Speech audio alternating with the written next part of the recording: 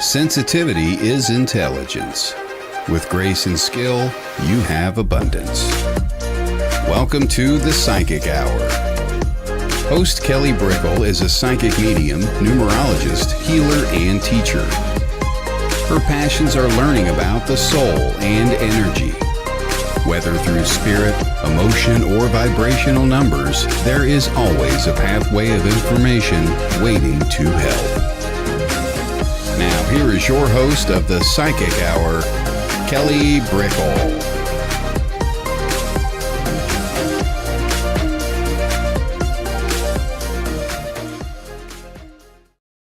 Hello, everybody.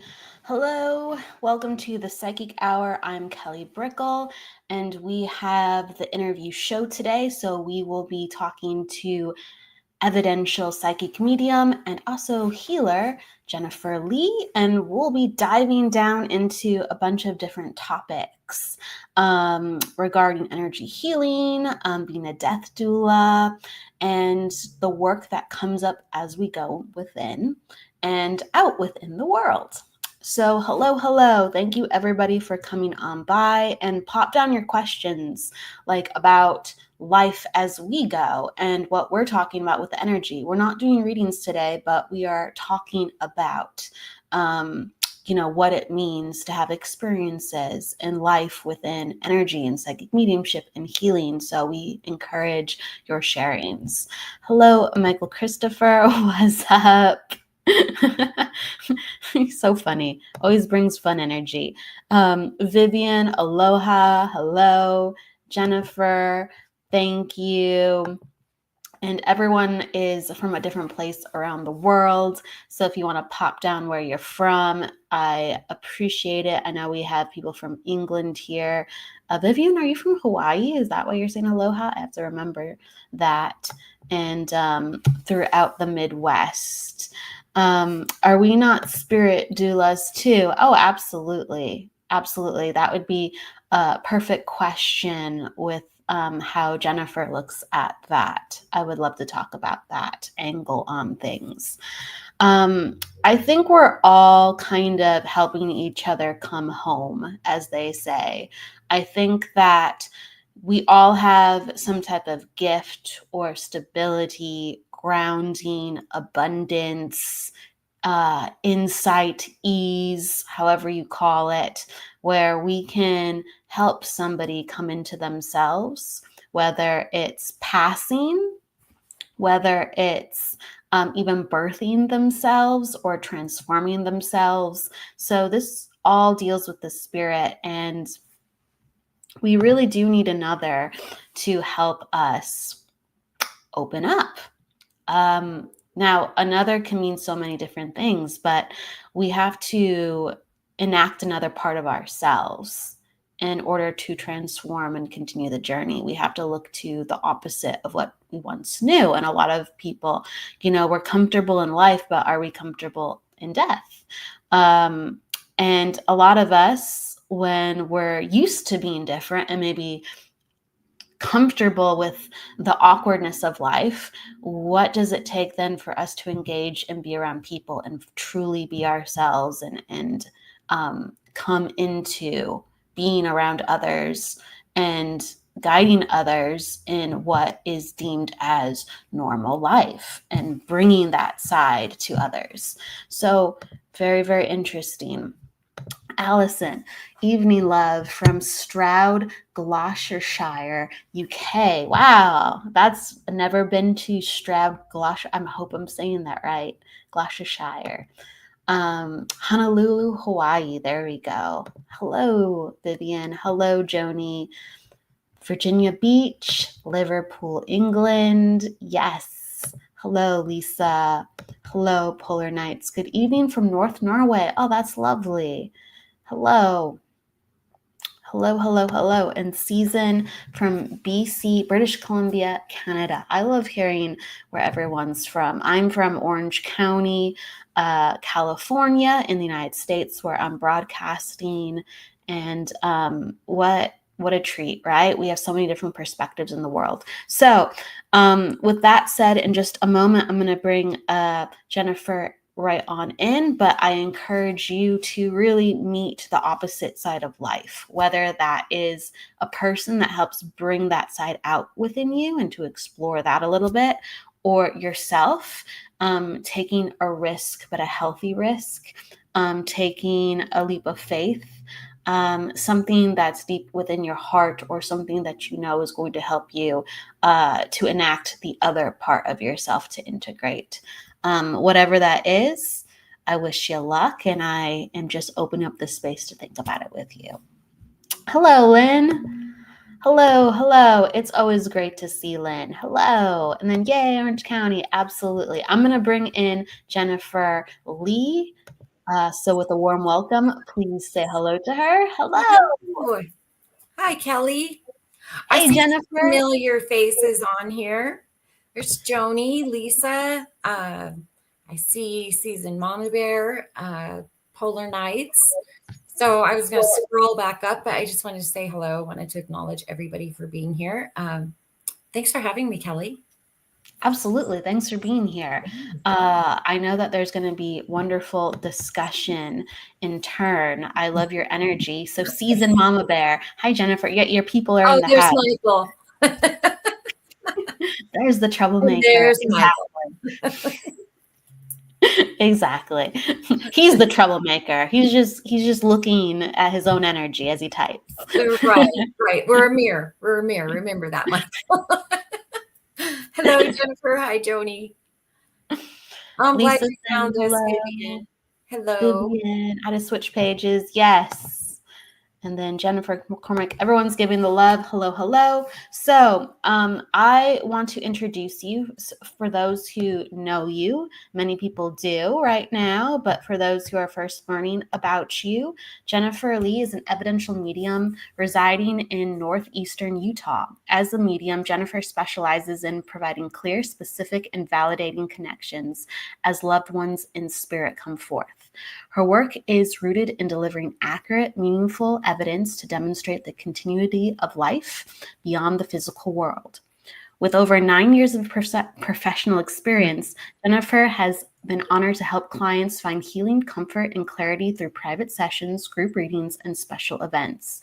In addition to her mediumship, Jennifer is able to tap an energy around a person, place, or thing and provide insight. She is a certified death doula, energy healer, remote viewer, cold case reviewer, and paranormal investigator.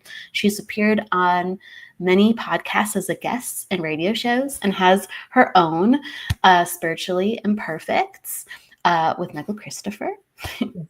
Yes. And she loves sharing her experience working with the spirit world and demonstrating her gift. Jennifer believes that we all have the ability to connect with spirit and enjoys teaching others how to access this for themselves. Welcome, Jennifer. Thank you, Kelly. Thank you. Absolutely. Well, one of the first things that I went, whoa, I didn't know that, was you're a death doula. And can you explain what that is and what you do for people? Yeah, so there's a little backstory to that I want to tell you about, though. This is something that is very interesting to find myself doing, right? Because I've always been uncomfortable with the thought of the physical death process. From the time I was small, it scared me. The other side of death never scared me because I just intuitively knew that it was still life. I knew it from, it confused me. The two of them confused me. But the thought of the actual physical death of the body terrified me. It scared me. I was never comfortable with it.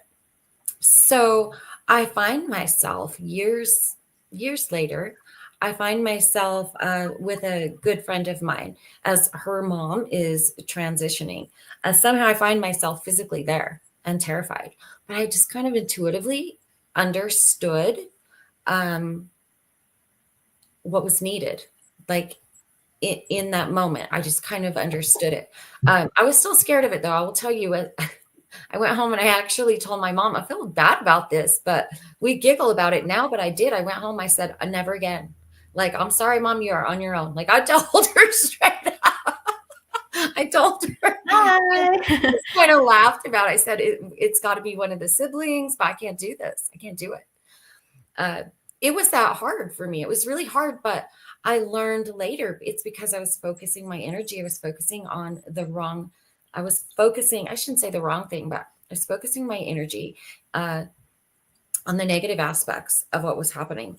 And I wasn't, I was just focusing on the sadness and the grief and what I was feeling there. So I shifted my focus. But that also happened in an interesting way. I found myself being offered a position at a nursing home, an administrative position. And I thought, oh, surely I can't do this. I can't do this. Yeah. But I took the position. I took the position, and something beautiful started happening. I started understanding in a very intuitive manner when one of the residents was going to pass, and it wasn't anything physical that they were going through. I just knew. My first instance of that was being in a hurry one day. I was late for work. I was walking down the hall. I was ready to leave. And I walked by a resident's door and I stopped. I just full on stopped. And I thought, I'm going to go back and I'm going to read to her tonight. I'm going to read to her right now. I was running late. I needed to get out of there. But something stopped me and said, no, Jen, you need to read to her. And so I went in and I sat with her and I read to her like I would do. And then she passed. Like that night, she passed. And I remember feeling so grateful. Oh my gosh, thank you for that prompt. Thank you for stopping me. Thank you for allowing me to sit with her and read her Bible, because that's what she liked me to read to her. Right. And then hindsight was saying, wow, because I knew exactly what we had read in the Bible. I knew the passages, right? And I knew how powerful they were. Hindsight told me. So that triggered something in me. And I found myself, that would happen over and over and over again. That would happen on days off. I would have that knowing, and I would go into work and I would go and I would sit with the person. I would just sit with them. And they would pass. I began to have this intuitive knowing, and just kind of knowing I'm going to go and sit with them. I'm just going to hold space with them. And so it kind of came across naturally. And that's when I started to see. That's when I started to understand that the death process itself is not that scary, because I began to tap into what happens before and the beautiful energy that's coming through. So then as I went along this spiritual journey, I started kind of tying the two of those together. So it's only been about 3 years that I've actually been offering this as a service. But So it's interesting how it happened. how did then, with being a death doula, did you have any prior experiences with feeling energy, with knowing? Oh, sure. I'd been doing mediumship for years before I offered this as a service. Death doula for 3 years. Yes. Got it. Okay. Got it. So before that, I should say that's when I got a certification, and that's when I thought I'm going to start offering this as a service. So, but like I said, I've been intuitively doing it for a very long time. I just didn't even really know it. I didn't even really know what I was doing. It just happened, it just came together, and I was like, what is this? And I didn't know what a death doula was either. That's how I found out, in like, what is happening to me? How am I knowing about these people? How am I knowing what they're needing in that moment? How do I know this? How am I coming off vacation to go and see somebody? Like the knowing and the going to sit and hold space. Sometimes that would be just playing their favorite song, just whatever. But there was just this knowing. So I've been doing it. It just didn't have a name. Just didn't have a name for me until I discovered it myself. Yeah. So if I may ask, like, how is it then integrated within hospice? Do you come in with the nurses? Do you communicate with them with what the patient needs or what the person needs? I'm curious more. Yeah. So it really is about holding space, and it's about being a support. Emotionally, spiritually, and practically. And so it does involve some of that. It involves making sure that your client's wishes are met. having those really raw conversations about what do you want things to look like for you, and helping them, helping manifest those, helping those things come to fruition for them, because it is their journey. They get to choose, they get to have a say. And those are conversations a lot of times that either the person that is in transition is struggling to talk to their loved ones about, or their loved ones are struggling to have that conversation. So it's just really being the person in the middle. Sometimes it's not even about having hard conversations. It's just about laughing. It's about turning on some music and laughing. There's a lot of storytelling. There's a lot of revisiting the past, which is always, always so beautiful. There's about legacy projects is something that you can help with. Are you working on a project that you want to finish? Is there somebody you want to write a letter to? Do you want to record a story? Whatever they feel like they want to do. It's just about supporting them in the harder aspects of that, them and their loved ones. It really is, you talked earlier about we're just walking each other home. Mr. Ram Dass, that's one of my very, very favorite quotes. We are all just walking each other home. And really, that's what the death doula's role is. It's to walk alongside. It's not to lead. It is not to anything. It's just to walk alongside and be there as this kind of in-between party for whatever they might need. Just really whatever that is. I find myself, I don't have a lot of long-term clients. I find myself, and I mean that when I say that, I mean somebody that is, this is obviously for somebody that understands that they are going to be passing soon, or their family does, right? So we look at long-term illnesses or accidents that have only one outcome, right? So we're looking at things like that. So this could go on for a couple of years, but usually what I get is people that are calling like towards the end of the physical life. And then that's where I step in, because another big part of this is sitting vigil. It's sitting vigil with families, and it's holding space for those very intimate last moments, the last breaths, the last conversations. And as a medium, I'm able to bring a little bit more to that. I'm able to if the person that is passing, they're in this altered state. And so a lot of conversations and messages pass in that moment.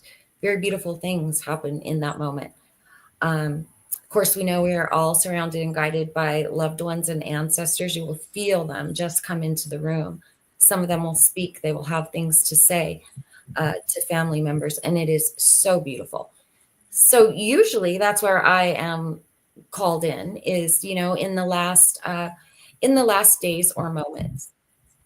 Last days or moments. Yeah. So do you find yourself applying like energy healing or even mediumship at times? Is it just whatever naturally happens? Or is it just I'm in this role of death doula and like I am making people feel comfortable and I'm not putting anything else into the mix? I'm not putting anything else into the mix unless we are sitting vigil and I'm invited to do so. It's really not about me reading. It's really about holding space, which is just that. It's really whatever the client is needing in that moment. That's not for me to decide. That's not for me to choose. I'm just to walk alongside them. So I do not bring a lot of that in, again, unless I am invited to bring that in. Of course, I do some energy work, with my clients when they ask, and with their loved ones when I'm invited in to do that. But I really kind of look at that as separate from the death doula role, because that is about holding space, which is just truly. Yeah. Truly, someone up top said, speaking of that, Vivian, are we not spirit doulas too? What is your perspective on that? I love the way she phrased that. I'm not sure what she means by a spirit doula. Did you call me a spirit doula? Like, I'm like, isn't I referenced that you're a death doula, and then she's like, yes, "Are we not spirit doulas yes, too?" Like, okay. and then your reference just now is we're holding space for people. Oh, So absolutely.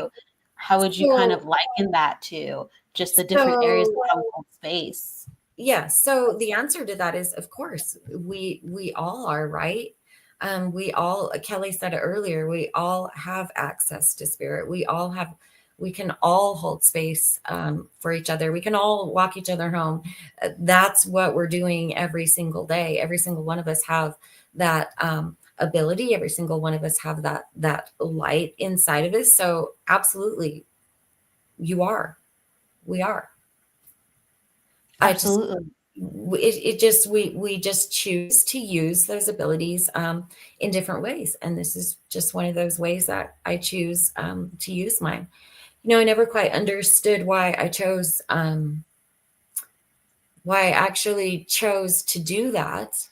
I have 3 clients now, and 2 of them, well, one's not even a client, but 2 of them are long term.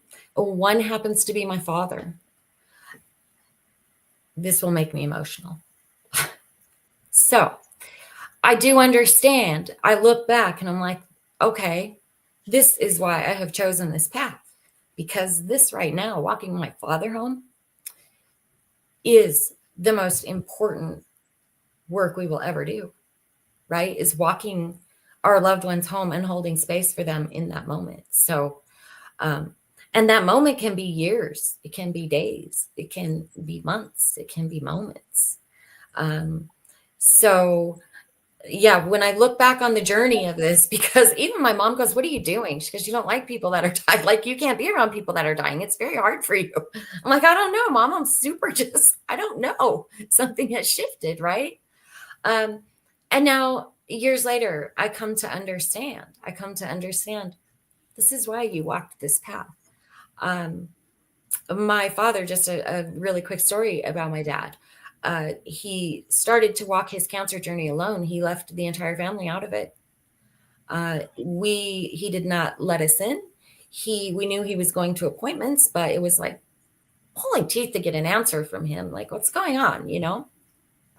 Um, he was walking the journey alone because he didn't, for whatever reason, right? He didn't want to be a burden. He didn't want to worry us. He didn't want to do, all of this stuff. So he was walking his journey alone. And of course, my sisters were always on the phone yapping about it. And so came to have coffee with me one day. And I thought, Jen, you know how to do this. Spirit prompted me, you know this. And so I flat out asked him the question. I said, "Dad, can I take you to your next appointment?" I didn't ask him if he needed me to, because that answer would have been no, he didn't need anything, right? Because that's how we feel when we are feeling vulnerable and we are feeling afraid. Sometimes we just want to do it alone. I didn't ask him if he needed me or he wanted me to go. I just asked him if I could go. "Dad, can I go with you?" Which kicked off this beautiful, he did. He said yes. And so I've been walking this journey with him now, taking him to his appointments, and we're having the conversations. I'm understanding him now in a way I never understood him before. I'm understanding spirit even in a way I never understood before. Yes, we all do. Like, we know his love for, you're right, Mike. Oh, there's He has a character and he that's a keeps me on story. my toes. The story he's referencing. Yeah, it allows things to happen, Yes. experiences to happen that you would never have access to, Oh, and that's absolutely. so profound the way you said that. It's not about do you need it. It's not about do you want it. It's about can I do Can I, this with you? yes, can I walk with you? That was it. And Yeah. literally, that is exactly how that first visit went. I mean, exactly. Uh, I told him, look, I'm just going to walk in with you. I don't have to go in the doctor's office with you. I just want to walk in with you. I just want to sit here with you. I mean, it ended up where, yes, he let me go in, and now he won't go without me, which is great. Right? It said, yeah. I mean, you're doing But it. He's doing it. You're doing it together. yes, That's amazing. yes, That's so much but it has peace. to be his Yeah, choice. It has to right. be his choice. And that is the same with any of us, anyone that is going through this, right? When we are transitioning, it gets to be our choice. It is our journey. There are others that can walk with us. They cannot do it for us. But they can definitely walk with us and they can hold space for us in whatever way that looks like, and whatever way the person that is transitioning is comfortable with. That is the role of the death doula right there, really. I mean, in a nutshell, that's it. I think that's amazing. I think that, yeah, we go through these different stages within life. And if we are terminal, or if we are, going through the different motions of appointments, we're going to come into different parts of ourselves. And we might go, this is my journey. Yes, but does it have to be alone? Not necessarily. So, yeah, it's incredible. It really is, to not feel alone during this time, or even scary times in general within life. So it's a huge asset to be a death doula. Huge So I'm asset. learning. I'm also learning.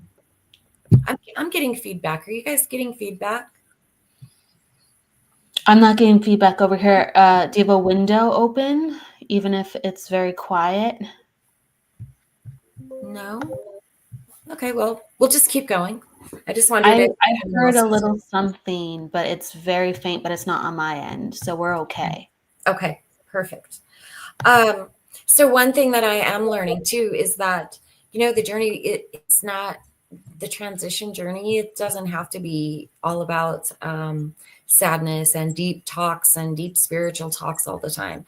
Best parts of the journey is laughing. Like, it's laughing. Really, it's finding something in that moment that we can laugh about. It's even laughing about parts of the journey, right? It's just being able to just flow with it.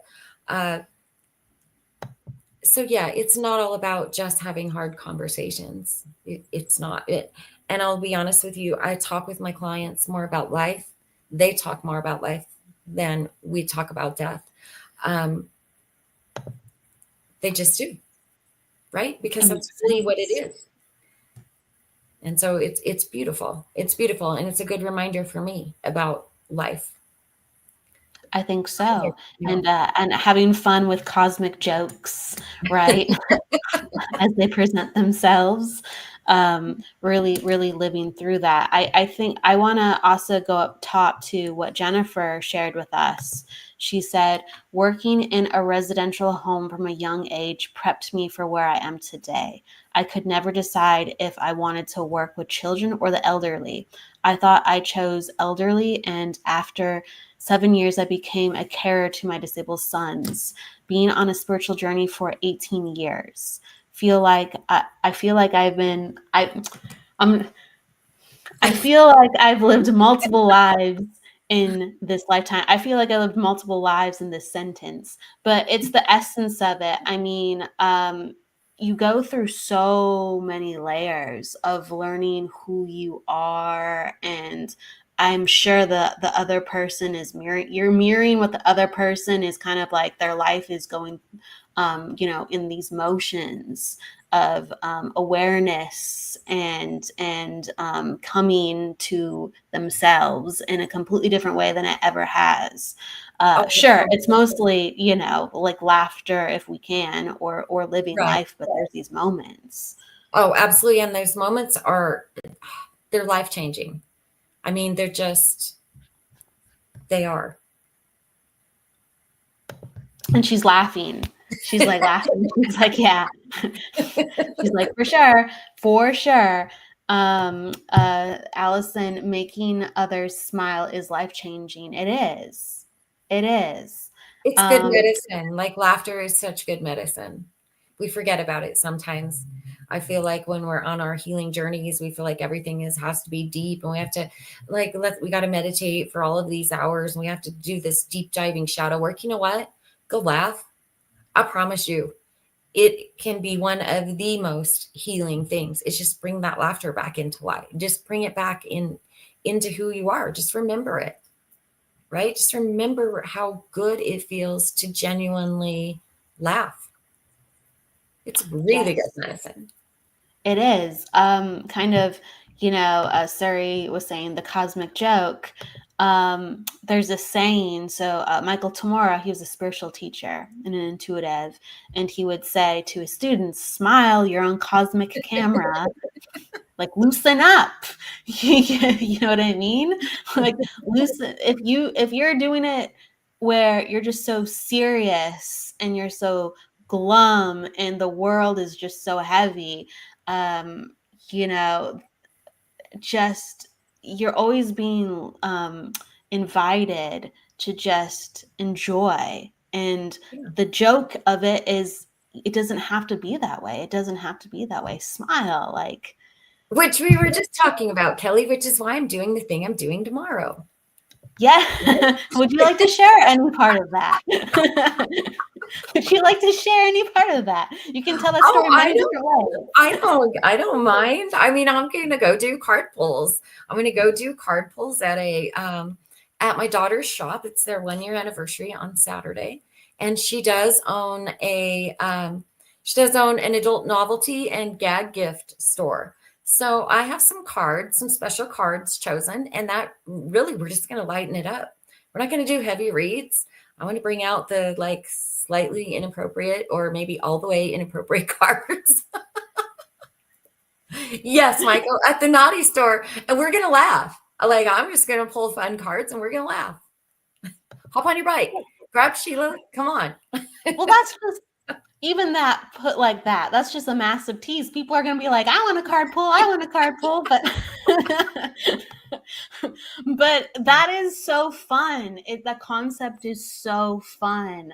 To get people looking at life like that, not just what's my relationship, right? And, it's, yeah, sure, we'll pull a relationship card, but it's completely different.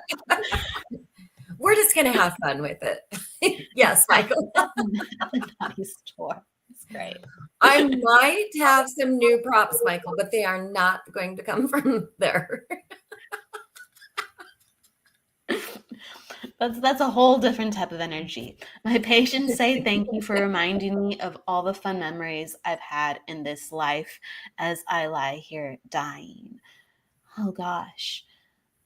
Yes. We have to share it. We have to share it. My Michael Christopher, will you? Okay, you're reading the things that, yeah, you've already read that. I've done end of life with my non, and I would cover myself in bubbles and pop my head out of the shower room. And she said, where would we?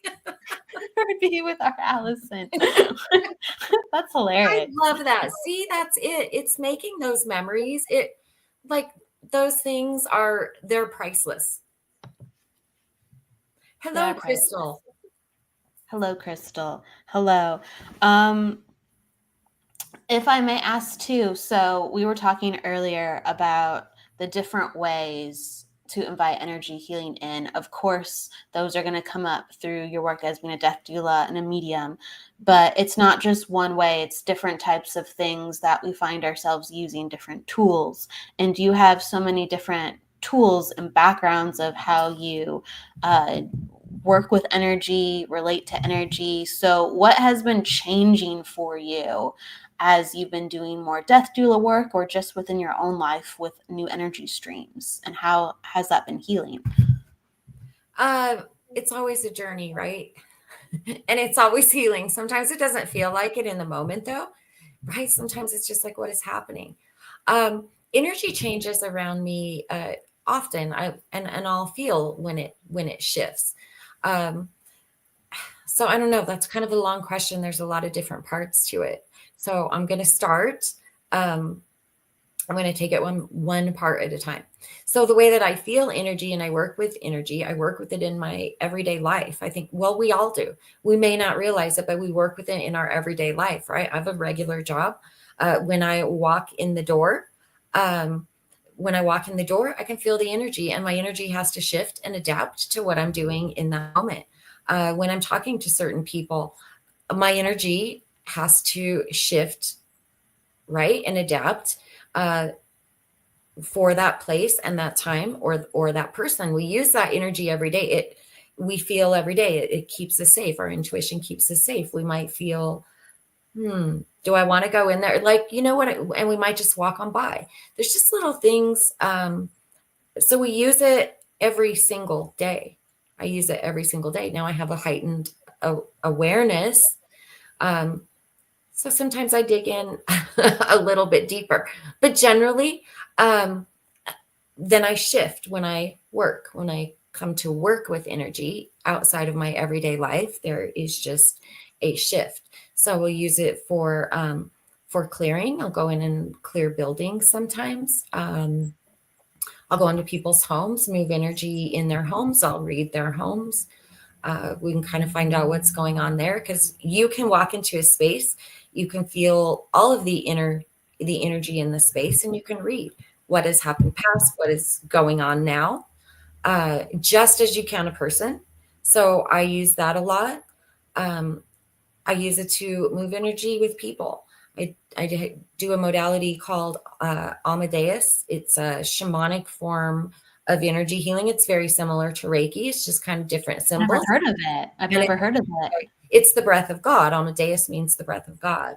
And so wow. It really is, yes, it's beautiful. It really is just breathing in, like just taking in divine energy and holding it, and then like holding it within, and then passing that energy forward. It is just a form. It's a form of love. It's just this divine love energy is really what it is. It's, yes, our intuition, definitely, it keeps us safe. So there's all different ways, right? And then there's the psychic readings, which uses we go into a different energy field a little bit than we do when we go into full mediumship. So I know yeah, that's a big question.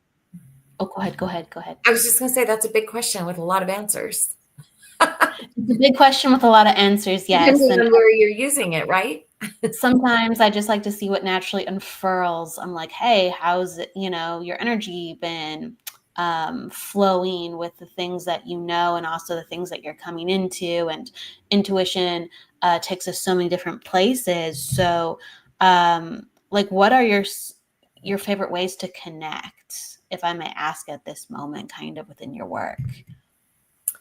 Within my work, so my first love will always be mediumship.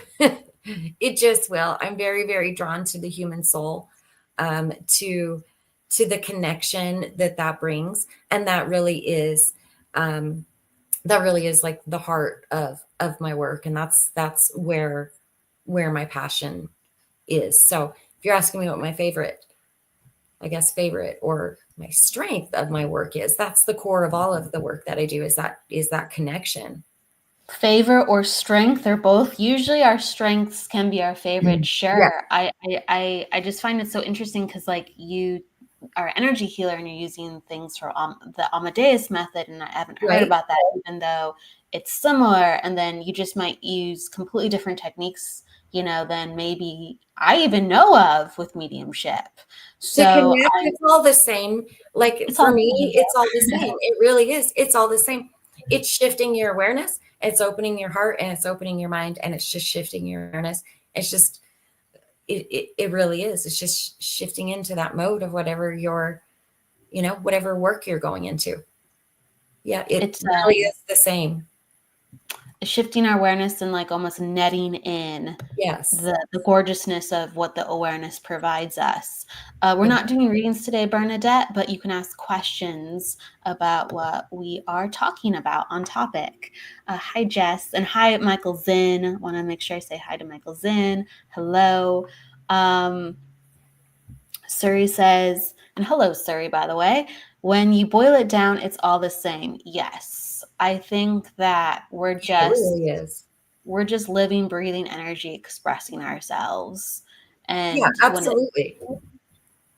Yes, absolutely. So that's why I say there's really no difference. It's all the same. And it can be different in maybe a ritual that you do. I know that there's some energy healers that have, there are rituals that they do beforehand. That can certainly look different for everybody. But really, it's just once you just shift your awareness, and this is where I'm going to go, and this is what I want to access, and this is what I want to share. It's there. I think it's Michelle. Michelle says, where can one learn more about the Amadeus method you've mentioned? Yeah. So you know what? Start with Google. It's 2 words. It's Ama, and then it's capital DEUS. So that's what I would do. Start with Google. It's kind of hard to find stuff on it, to be honest. If you have ChatGPT, maybe check there. I just happened to stumble across it because it was something I was kind of doing intuitively. I know Michael Christopher does this too, just kind of moves energy intuitively. And I wanted to learn more about it, right? So I started kind of Googling, and that kind of came the closest to what I was actually just doing naturally. And so I wanted to kind of deep dive into it. And so I did end up taking, end up taking class on it, a very long class actually. But yeah, Google it and see. It's fascinating. It's fascinating. And the history behind it is very fascinating as well. It's always great to learn about different types because there's so many out there. And I'm like, oh, didn't hear of that one. Haven't heard of this one. Michelle says, thank you. So can I take it back all the way? I'm really curious. Yeah. So we talked about kind of what's going on now, how you work, you helping to facilitate space for others as a death doula. And that's been really, really fascinating to hear from a personal perspective too, as well. Thank you for sharing that with us. Yeah. You've been doing this for 3 years with the death doula portion, but you've been doing mediumship much longer. And I want to know kind of how you came into being okay or even feeling that side of life. I always like to go into what made you go, I'm a medium, and go, oh yeah, I definitely am a medium. Okay, well, first of all, I thought I was going crazy. Okay, I'm not even going to lie. Before I said I'm a medium, I just kind of went, what the hell is happening to me? Like, it really did. It came on very quickly. Now, hindsight tells me, I can look back and be like, oh, okay, now I understand what was going on there, right? But the full-on mediumship part of it, the first message I ever got blew my mind. It was very clear, and it was right there. And I honestly went to somebody and said, okay, I have gone completely crazy. I'm crazy. This is what's happening. So I really did. It took a long time. It took me a while. And then I thought, I'm not, like, this is what's happening. And the more I could start validating, I didn't tell anyone right away. I just was like, I didn't go announcing it. I started going, okay, now I have to kind of do some research. Like, what was this? But the day I got a very, very personal message for me, I knew exactly what was going on. And that's the day I started saying, okay, pay attention, because there is no way for this. There is no other way than you are connecting. Yeah. You're connecting to spirit. There's no other way for this information to come to me and to be so personal. And that's when I really just heard, pay attention, like start paying attention. And so I did. I started paying attention. And the first message I ever passed on, I swear to you, this is how spirit tested me. They sent me a message and I was like, nope. Flat out said, nope, I'm not contacting this person. I'm not doing it. I refuse. I wrote it down. I said, I acknowledge you, but I am not doing it. Not this person. I'm not contacting them. I'm not doing it. Like, they're going to think I've lost my mind, and I'm not doing it. All day long, it was just, and this is something you learn to manage though, right? As after you learn what's going on. But I didn't know how to In manage various ways. There's always, I would say it. there's always new things happening where you go, oh, Right? and this angle on it, okay. It was, but it was all day long. All Yeah, some of that. no, Michael. It involved an ex. Oh, I know what you're talking about. Okay, it involved like a guy I had gone on a date with. And the last thing that I wanted to do was like message him 10 years later and be like, oh, hey, so I was thinking just the other day. like super awkward. But this message kept coming in for him. And it was so clear. And I just kept saying, I'm absolutely not doing it. Not doing it.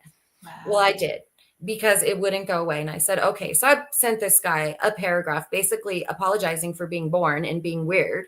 But this is what was happening. And if you would like, and if he was open to hear more, just to let me know, right? That's literally how that went down. And I felt so ridiculous. And then he sent me a message back and he said, very cool. Like I would love to know. And so I told him, and he was just blown away. He was blown away. It was something that he really, really needed to hear. And so I was like, okay, we can do this, but just don't be sending me like things for ex-boyfriends anymore. Like, can we not do this? This is weird. Can we not do it that way? Just teach me. But not yeah. If we're really, really unconventional, in our personality, we'll get things very unconventionally for others. But then you'll be like, "This is my new boundary. This is my new respect." Yeah, I was like, "Okay, I did it, but we're not doing that again." Like that, I have the faith, I have the knowing, but can we do it a different way? Can we do it a different way? It's possible, right? It is possible. Yes. I want to say hi to Nancy. Hello, Nancy, and Maria. Hi, Maria. And Dominic. Yes, Nancy. I love Nancy so much, and Maria too. They're just such wonderful, wonderful people.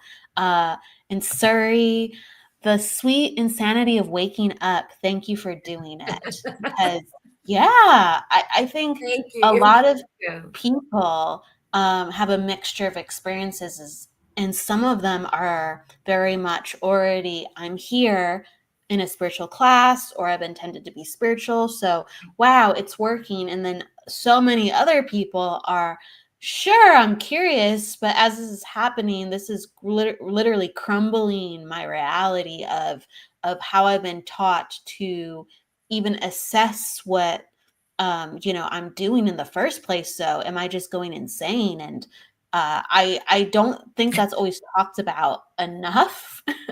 Sometimes it is, and sometimes it isn't. It's a huge thing. It's a huge thing. And yes. Well, and it happened for me. Hi, Brenda. It happened for me in the middle of, as it does for a lot of people, right?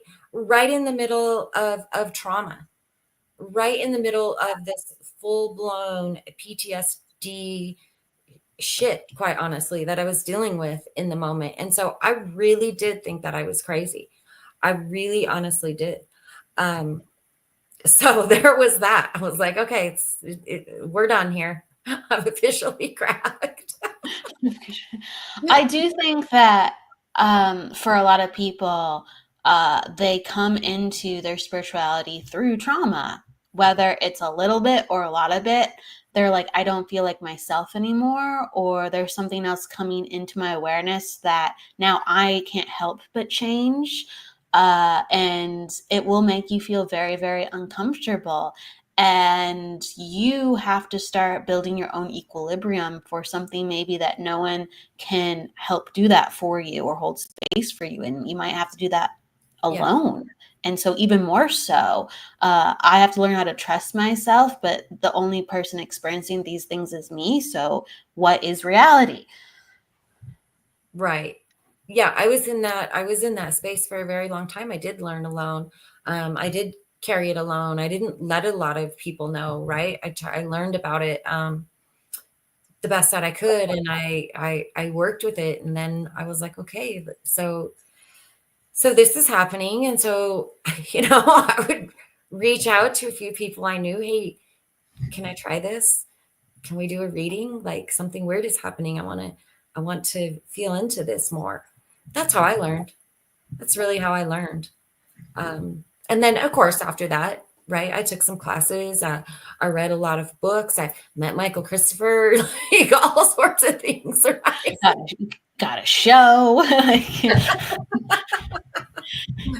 It's been many, many years, but all the pieces came together.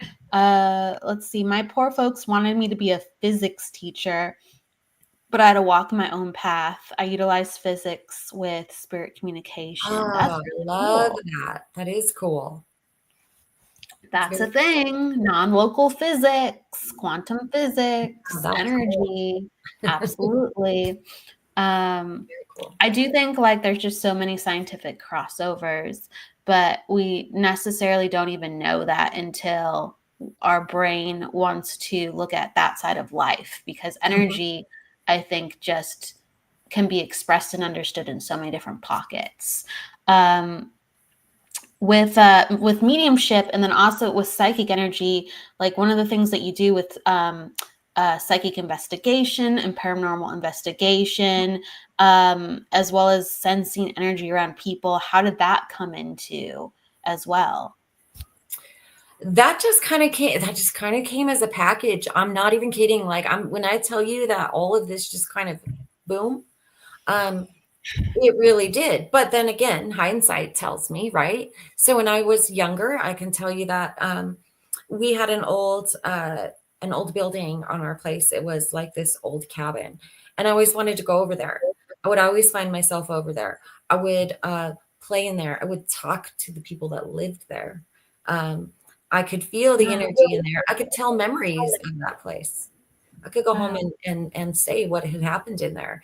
And so I could do it from a very young child. Like, It's very natural for you, right? energy in rooms or buildings or places. Oh, my mother can tell you how many times I just would randomly start rearranging things, how I would want to change my room. But I was moving the energy. It was in the energy, right? I was moving it. So I just always kind of had a feel for that. So when everything opened, it'd start going into places. And if I paid attention, the place would talk. It would tell me stories. I could tell you what had happened there. I've walked into homes and asked what happened behind this photo. Why is this photo here? They can move the photo. There's a hole in the wall, right? The house, because everything is energy. It can absorb the energy. It can tell stories. Structures can tell us stories. That's just something I've intuitively always known. And it just kind of opened up when everything else did. I was like, okay, they do talk. Inanimate things do talk to me. They do. Yeah, I would say that's incredible, because that's a completely different gift. Energy provides so many different ways to be used. And like, I'm very sensitive to stepping into energy of spaces, but not necessarily I'll get like the history of a place unless I kind of go, let me kind of just open up the mind a little bit. Right. But it sounds like that was very natural for you. And also things like objects, I definitely don't connect to like that. Yeah, no, me and objects, I'll just be like, I love psychometry. Oh, yeah. Psychometry. That's the one thing in psychic class where I'm just like, I just maybe we'll get something. I just no energy for me with psychometry. So I love hearing. So we talked about kind of the beginning of the episode, learn your opposites. So that is the opposite energy of me. Teach me about that. Yes, please. So I love psychometry. I like to go to like secondhand stores and things. I like to look at the objects. I like to feel them. I've had experiences with psychometry. There are some people, when they come to see me, they will bring something to me. And that's when I first realized, oh, wow, I'm reading. Okay, I get it. Like, I can feel it in the object. But generally, if somebody hands me an object, I know especially if it has significance, has been passed on from a loved one in spirit. I can hold it and almost immediately know the connection where Wow. it belonged. And it will, Michael knows. Secondhand haunted And I episode. love it. I love it. It's not that it's haunted, but they do hold energy. They can tell Yeah. stories. They Yeah. really can. No, for real. Like, sometimes I don't do so there's some things I really appreciate secondhand for, but for other things I'll be like, I don't want anyone's energy on it. So I Yeah. can feel it, but maybe I can't contextually go through all those layers like you can and connect. I just go, It doesn't something's feel not right. good on this. I don't like, no, I don't want that other person. Yeah, Yeah. So but if that there's is something on feeling. it. Yeah, that is feeling and picking up the energy. And I do that. I do that a lot. Like so I don't just go around touching objects and suddenly know all of the history. Again, it's just like with mediumship or like that would drive me insane, or psychic. I have to open my awareness to it. I have to want to, you know. Yes. Otherwise, oh my God, can you imagine? Like you would Yes. just go around. No. So it's not like that. It's not like I can just hold something and start. No, you have to open your awareness to it. You have to be, you have to want to receive the information. But it's just like Yeah. you said, you can feel something and be like, if you want to dive deeper, you can.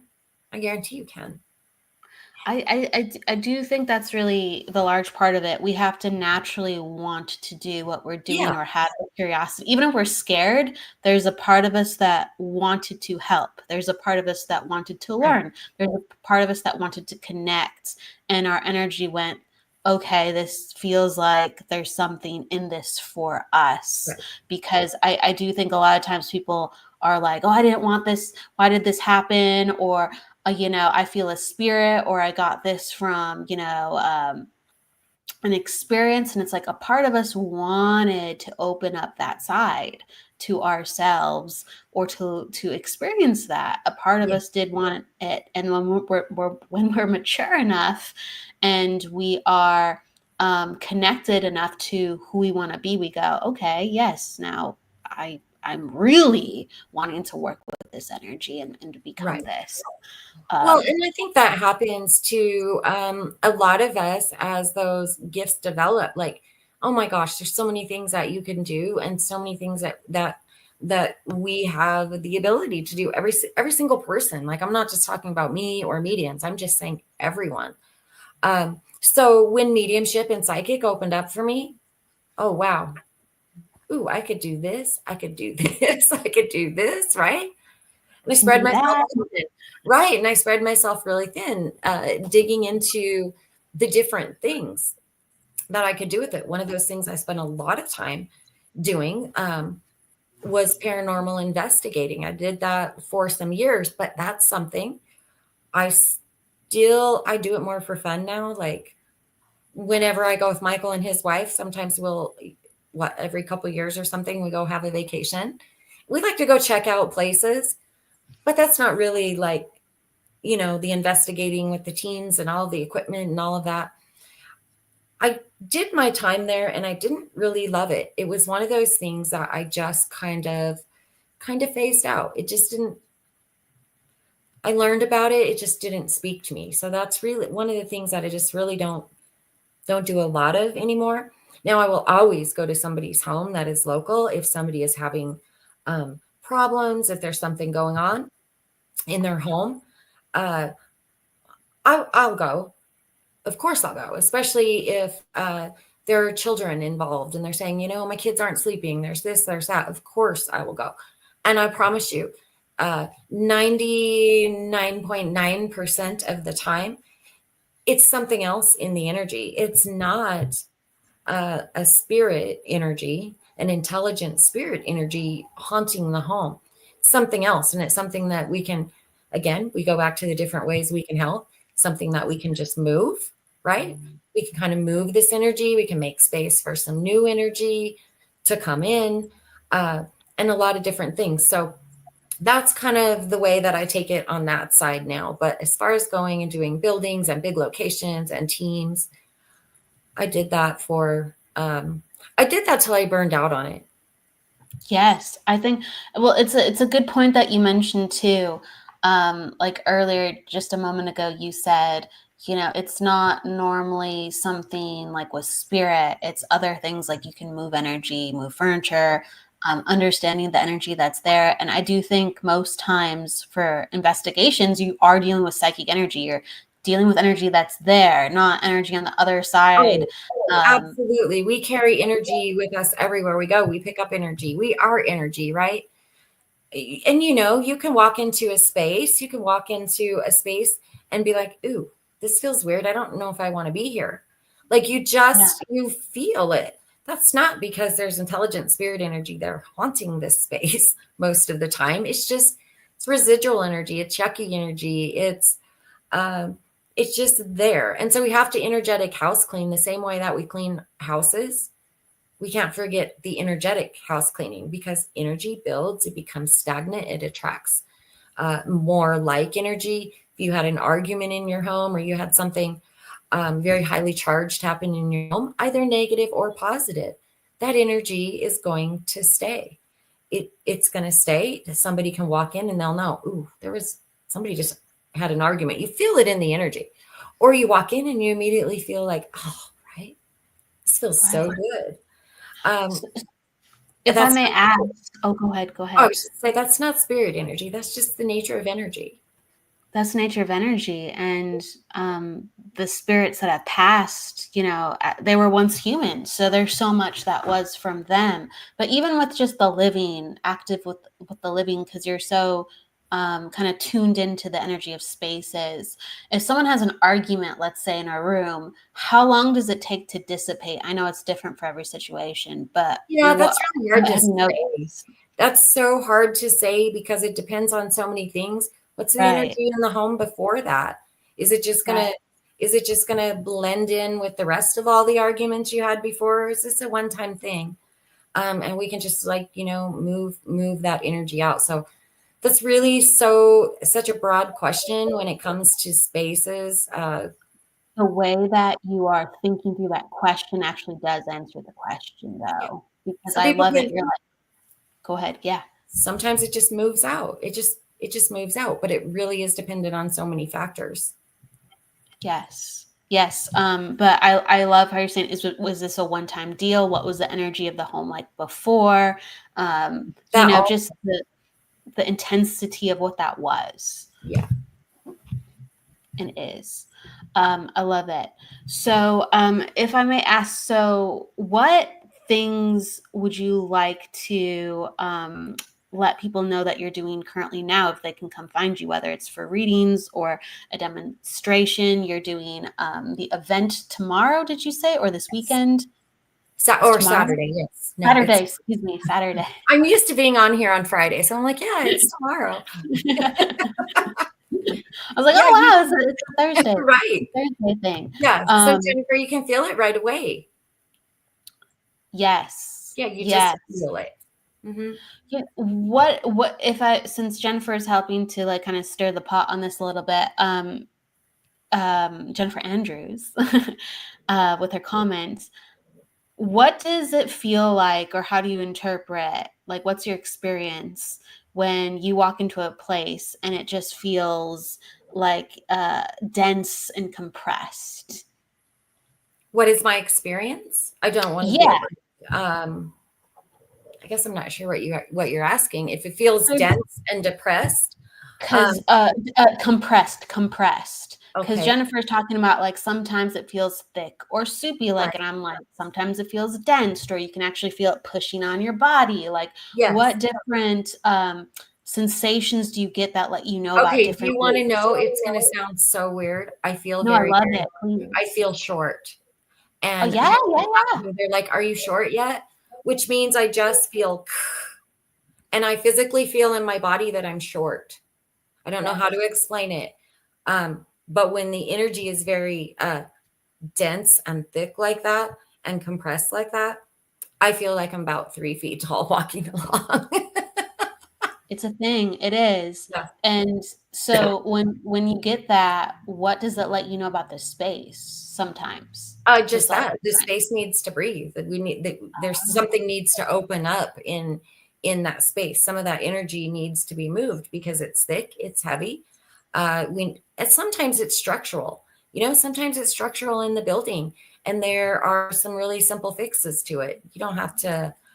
Oh, see, Michelle feels short too, so that's a very that's a thing. I'm glad. Yeah. No, that's a thing. Yeah, It definitely Michael. only a foot shorter than usual. Well, apparently like 2.5 feet if she's 3, right? I'm 3 feet high. Yeah, you just go. I agree. Sometimes I've been in some weird buildings before, and people are like, "Oh, what's the energy? It's spooky up here." I'm like, maybe it is, but I'm aware of like the ceiling's about to crash down. Like you need to Right? fix that beam, and it's just kind of the energy's just not right. And sometimes it's a physicality. Right. It's a structural thing. Yeah. Yeah, it's not always. So that's one thing about paranormal investigating that really got to me was that I would always look at those things. I'm very boring when I go into buildings. I promise you. No, Me it's and great. me and Michael laugh about this because I say I'm boring because I look at the practical things. I look at the energy and how the energy is moving and the location, even go as far as to the way things are arranged in a room. It can affect the energy, the items in the room, like the way a room is built. Is it upstairs? Is it downstairs? Like all of these different things can affect the way that the energy moves through and or collects in a room. And so It's I look at true. those things, and that is boring to people because No, that's it's not what not. they want to hear. So I think people sensationalize a lot of things about this work sometimes, and yeah, sometimes what we get is really fascinating. When we share, we go, "Oh, that's really interesting." right. But like when you're sizing things up, it can be a very cerebral process with some aspects of energy, and I do like with investigations, I feel like it can lean more towards that sometimes. And that makes sense. I think it's a sign of being a good investigator, rather than making a spectacle of it. Could be this, it could be that. No, it's something. No. it, Something. it usually isn't. Greg, thank you so much. I appreciate that. Thank you very, very much. Jen is one of the most legit intuitive mediums I know of. She's been spot on with readings for my wife, and something with stuff that nobody has known. She's told us about, and wow, what can I say? Wow, that's Thank from you, Craig Greg. Sullivan. I believe it. I believe it. You're very on point, and I've seen you on shows when you hook in. You're just like, I'm here, and right. It seems like the process when it just is what it is. It's not boring to me, but maybe it is when you Right. describe the Yeah. internal workings, but it's actually incredible.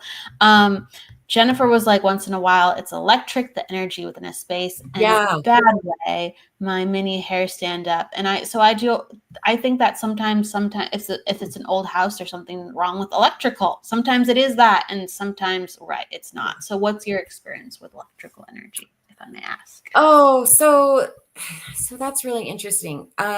Electrical energy, it can have an effect on us. It really can. So I went into a house. I will tell you, I went into a home one time, and this woman was really struggling. She was hearing noises.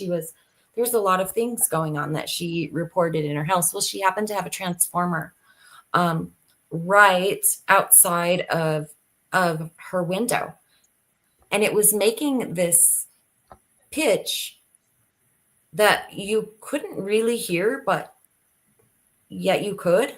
I don't know how to explain, right? Yeah. The frequency of it was so crazy. Is it a And buzzing or so, a hiss or yeah, kind of a buzzing. She was having headaches. She was feeling like She was getting brain fog. She was just kind of not feeling herself. She was feeling exhausted. So obviously we can't move the transformer, right? Like it's there. But I did attribute a lot of that to the transformer. I really did, because it's right there. Like that is not a natural thing to have right over our home. And it was actually at the corner of her home where she was saying she was feeling the most energy as well. It's when I go in there, I know there's something in there. I don't feel right in there.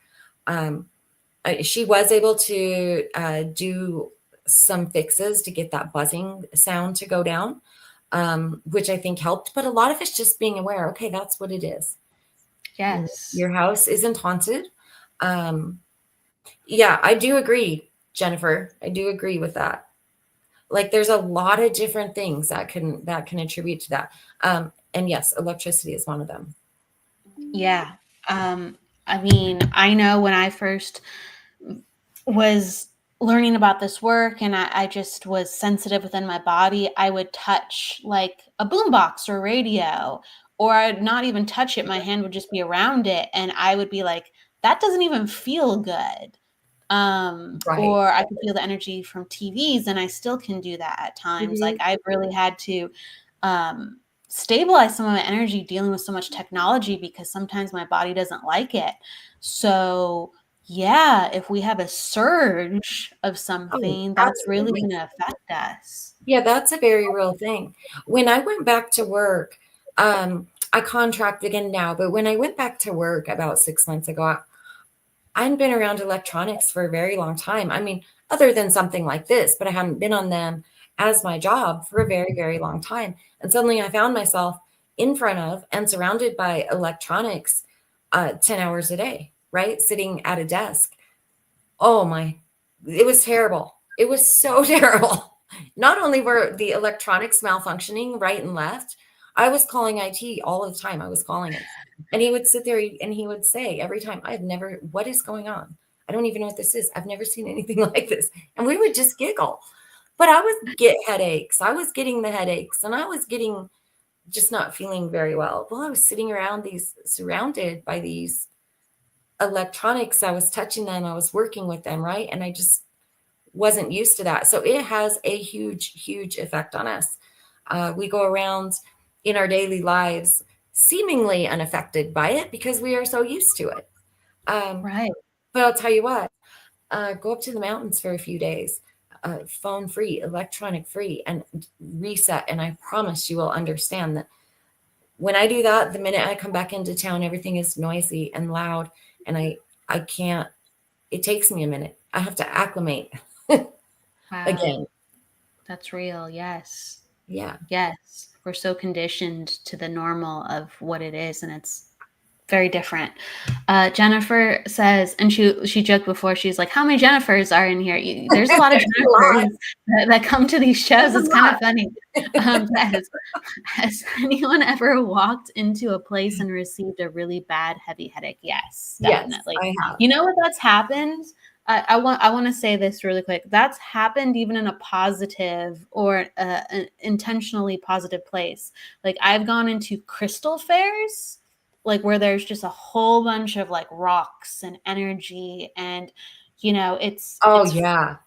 And you can all of a sudden go, oh, my head has pressure on it. It's like the energy. I don't know why a bunch of crystals in one place does that sometimes, but it's moving a bunch of energy, and your body goes, whoa, there's a bunch of energy here. So I've kind of felt that a little bit at the crystal fairs. Like except mine, I'll kind of get a little bit of a headache, and I'll start to feel like, ew, I just don't feel very good. Then I know it's time to leave. Yeah, but sometimes it happens when I just smack dab walk in, and I'm like, oh God, there's a lot here.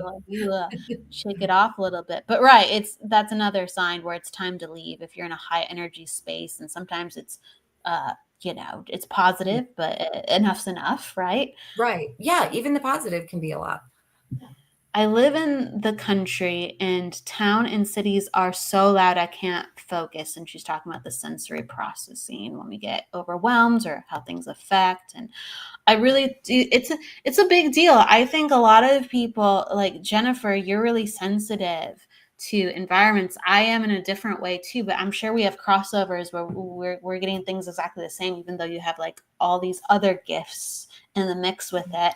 And, you know, we're so attuned to not really paying attention to how things are around us and how they affect us. And we just expect things to be in certain, like, oh, there's the oven, you know, that's the Right. chair. It's like, no, why did you put the chair there? Why does the oven have to be there? Does it do anything for you? Like, you know, do you have a memory attached to that? Like it will impress upon you, and objects change you. They do. Yeah. Color changes you. That's why people have favorite colors. It makes them feel. And then people think, Yeah. what, an electronic device won't make us feel and impress us, but Oh, just a color will? no, absolutely. Yeah. Okay. So hearts, and yeah, it's all frequency. And Courtney says, I believe they hold so much energy, and once we take them out of the earth, crystals, once we take them out of the earth, they are not in their natural spot that they are meant to be. Their energies are probably zooming through the room and bouncing off each other. Yeah, it's a bunch of fields. It's a bunch of fields. And yeah, it's very interesting to even think about it like that. If their fields are content, they just got rocked out of the earth. Jennifer, I would love to have the ability to see auras. Yeah, that is a fun thing to cultivate too. Do you have experiences with that? I don't actually, I don't see them. I feel them. Yes. But I don't look at somebody and see the aura around them. I mean, some people, they say that they do, and that they can physically see it. Yeah. So what Jennifer's saying, I can't see them or the colors, but I can feel them. Exactly. I can feel it. I know it. I can feel it, but I don't see it as a physical manifestation of color around somebody. There's many different ways to work. I know. Go ahead. It kind of would be cool though. It is cool. Seeing it. It is cool. It's that's something that, like, I didn't always have that ability, but I kind of said to spirit and my guides and myself, I want to experience this. And sure enough, just because I wanted to experience it, Right? they showed me, and I showed myself how. But the main thing is you have to believe that you can see it. So if you're feeling it, if you're already getting the information feeling, Right. you just tell yourself, well, I'm going to see it too, because that's just reality. So I'm going to see this part of reality. And then things start getting really interesting. And I might have to try it. Yeah, you have to believe that you're seeing it. And then when you have a moment, you go, instead of going, is this real? You just go, okay, well, I'm observing. I'm still learning, but I'm observing A, B, and C. So you acknowledge everything like it is something that needs to be processed, talked about, and interacted with. And it's not about denying it or kind of going, well, is that really real? Because then you're putting your brain back into the setting of just ignore that. That's probably not a thing. So you have to embrace it. And that doesn't mean we're brainwashing ourselves as we embrace it, but we have to get like actually tangible with embracing, oh, well, this and this and this is how interesting.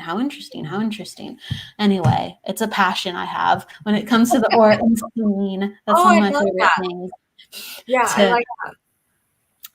Yes. Don't get me started. So Jennifer, we'll have to try it. And then we'll check back and we'll see how that goes. Yes, people, it's easier than you'd expect. Let me tell you, it's easier. Once you believe it, it's easier than you expect. Jennifer, so it goes by so fast. I want to make sure that people can find you. So whether they want a reading or there's a class or event going on, what's the best way to find you? So the best way, so I do have a Facebook group, a private Facebook group, Jennifer Lee Psychic Medium. I also have a public page, and my public page really sucks. I'm not even gonna lie, like I'm working on it. I haven't done a lot there. Excuse me, but I would love it. if you would go there and connect there so that we can keep streaming there. And I'm going to work on growing that page. mediumjlee@gmail.com is the best way to reach me now. Until my website gets up, I'm scheduling old school still. But that is the best way to get a hold of me. I'm just putting this down here too, because if you type it into Facebook, you will find her. It comes up as a group. So I just wanted to type this out rather than put down the group URL. Absolutely. And you said there are multiple routes with the page. So please, you'll find her. If you put it in to Facebook, you will find her. Do we have a second to pop Eddie's comment up? I'm sorry. No, it's okay. I was just giggling about this because I was just talking about being burned out about the paranormal investigating, right? So he's saying his apartment security team heard spirit voices on his intercom and they were on walkie-talkies checking the place out.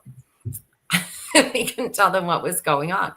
That's part of the like people don't really want to hear it though. Sometimes they really don't. They don't. And so it makes it, I get it. They want to hear the spirit voices, maybe. I don't know. I just have to giggle about that because I've been there. Where people are so passionate that this is it. Like, this is what's happening, right? And it kind of sucks to be the person that has to come in and debunk it. It really does. But that, I think that's what you're there to do. You're literally there to debunk. You're literally there to investigate. It's very like, let's look at all the angles. And a lot of teams that I hear about, so I don't go on investigations. I've been a part of some stuff where I've had some experiences, sure.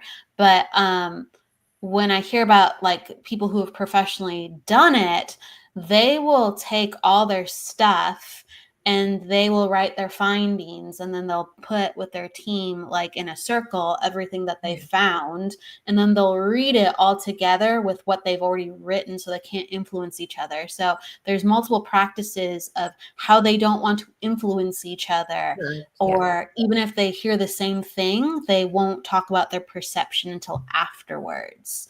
And that probably doesn't sound fun to people because they want to all be like, what was that? And oh my God, we got something. And it's honestly, a good team seems like if they're very, very focused, it's not as much like that. No, it's not. It's not. Yeah. So back to what you were saying. Yes, those are the best places to find me. I did find somebody to help me with my website. So that's going to be up and running very soon. I'm super excited about that. And if you're local, you can find me at the adult store on Saturday. What a way to go out.